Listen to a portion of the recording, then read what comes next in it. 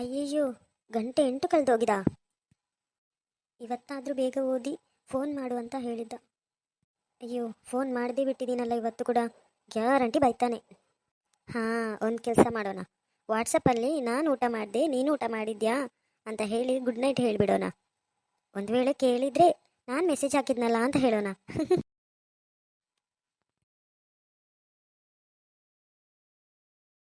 ಅಮ್ಮ ಮಂಜು, ಏನಪ್ಪ? ನಿನಗೆ ಬೇಕಾದದ್ದನ್ನೆಲ್ಲ ತಗೊಳ್ಬೇಕಂತ ಹೇಳ್ತಿದ್ಯಲ್ಲಮ್ಮ, ಅಂಗಡಿಗೆ ಹೋಗೋಣವಾ ಅಂತ ಅಪ್ಪನ ಹತ್ರ ಕೇಳ್ತಿದ್ಯಲ್ಲ ಯಾವಾಗಲೂ. ಹೌದಪ್ಪ. ಬಾರು, ಇವತ್ತು ಹೋಗಿ ಬರೋಣ.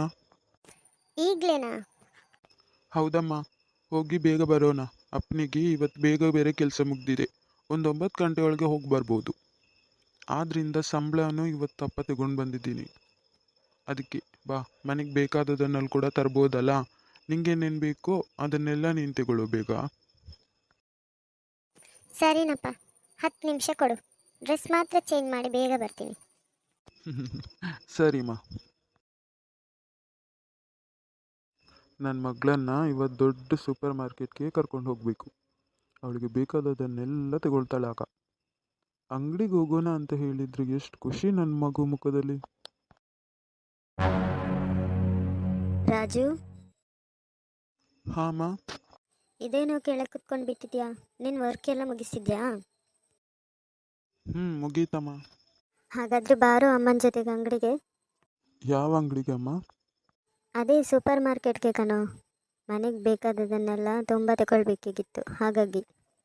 ಅಮ್ಮ, ಹಾಗಿದ್ರೆ ಅಪ್ಪನನ್ನು ಕರ್ಕೊಂಡೋಗಿ. ಏನೋ, ನಿನ್ನ ಅಪ್ಪ ನನ್ನ ಕರೆದ್ರೆ ರಾಜುವನ್ನು ಕರ್ಕೊಂಡು ಹೋಗೋ ಹೇಳ್ತಾರೆ, ನಿನ್ನ ಕರೆದ್ರೆ ಅಪ್ಪ ನನ್ನ ಕರ್ಕೊಂಡು ಹೋಗು ಅಂತ ಹೇಳ್ತಿ. ಇಬ್ಬರು ಬರೋದು ಬೇಡ. ನಾನು ಏನಂತನ್ನು ತಗೊಳ್ಳೋದಿಲ್ಲ. ಏನನ್ನು ವಸ್ತು ಇಲ್ವೋ ಅದನ್ನು ಹಾಕ್ದೇನೆ ಪದಾರ್ಥ ಮಾಡ್ತೀನಿ. ಹಾಗೆ ಮನೆ ಕೆಲಸನೂ ನೋಡ್ಕೋತೀನಿ. ಅಮ್ಮ, ಏನು? ಸರಿ, ಸ್ವಲ್ಪ ವೆಯ್ಟ್ ಮಾಡಿ. ಡ್ರೆಸ್ ಚೇಂಜ್ ಮಾಡಿಬಿಟ್ಟು ಬರ್ತೀನಿ. ಈ ಡ್ರೆಸ್ಗೇನೋ ಆಗಿದೆ, ಒಳ್ಳೆ ತಾನೆ? ನಾನು ಇವಾಗ ಬರಬೇಕೋ ಬೇಡವೋ? ಬರಬೇಕು. ಹೋಗು, ಡ್ರೆಸ್ ಚೇಂಜ್ ಮಾಡಿಬಿಟ್ಟು ಬಾ. ಹಾಂ, ಆದಷ್ಟು ಬೇಗ ಬಂದುಬಿಡು. ಈಗಲೇ ರಾತ್ರಿ ಆಯಿತು, ಮತ್ತು ಮನೆಗೆ ಬೇಗ ಬರಬೇಕು, ಲೇಟಾಗಿ ಹೋಗುತ್ತೆ. ಸರಿಮ್ಮ, ಈಗಲೇ ಬರ್ತೀನಿ. ಈ ಪ್ರೀತಿ ನೋಡಿದರೆ ಒಂದು ವಾರದಿಂದ ವಾಟ್ಸಪ್ಪಲ್ಲಿ ಮಾತ್ರ ಊಟ ಮಾಡಿದ್ರ ಗುಡ್ ನೈಟ್ ಅಂತ ಮೆಸೇಜ್ ಮಾಡ್ತಿದ್ದಾಳೆ. ಇವತ್ತು ಮಾತ್ರ ಫೋನ್ ಮಾಡು ಅಂತ ಹೇಳಿದ್ದೆ. ಅಮ್ಮ ನೋಡಿದರೆ ಅಂಗಡಿಗೆ ಬೇರೆ ಕರೀತಿದ್ದಾರೆ. ಸರಿ, ಅಮ್ಮನೊಟ್ಟಿಗೆ ಹೋಗಿ ಬರೋಣ. ಪ್ರೀತಿ ಇವತ್ತು ಫೋನ್ ಮಾಡ್ತಾಳೋ ಇಲ್ವೋ? ನೈಟ್ ಮಾತ್ರ ಮೆಸೇಜ್ ಮಾಡ್ತಾಳೆ. ಸಾರಿ ರಾಜು, ಓದ್ತಿದ್ದೆ, ಆದಮೇಲೆ ಅಂಗಡಿಗೆ ಹೋದೆ, ಊಟ ಮಾಡಿದೆ, ಮಲಗಿದೆ, ಲೇಟ್ ಆಯಿತು ಅಂತ. ಆದ್ದರಿಂದ ಫೋನ್ ಮಾಡಲಿಕ್ಕೆ ಆಗಿಲ್ಲ ಅಂತ ಹೇಳ್ತಾಳೆ. ಅವಳೇನೋ ಈಸಿಯಾಗಿ ಹೇಳಿಬಿಡ್ತಾಳೆ. ಅದಕ್ಕೆ ಬದಲಾಗಿ ಅಮ್ಮನೊಟ್ಟಿಗೆ ಅಂಗಡಿಗಾದರೂ ಹೋದರೆ ಅಮ್ಮನಾದರೂ ಖುಷಿಯಾಗಿರ್ತಾರೆ. ಆದರೆ ಪ್ರೀತಿ, ಫೋನ್ ಮಾಡದೆ ಮಾತ್ರ ಇವತ್ತು ಮೆಸೇಜ್ ಮಾಡು. ನಾಳೆ ನಿಮ್ಮ ಮನೆಗೆ ಬರ್ತೀನಿ.